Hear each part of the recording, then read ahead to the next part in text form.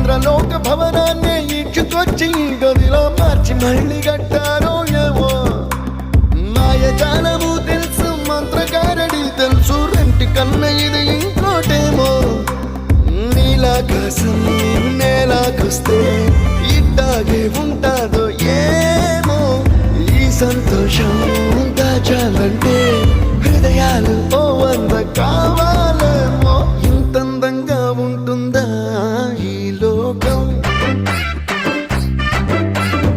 ఇన్నాళ్ళు ఈ మనసుకి తెలియాలేదే పాపం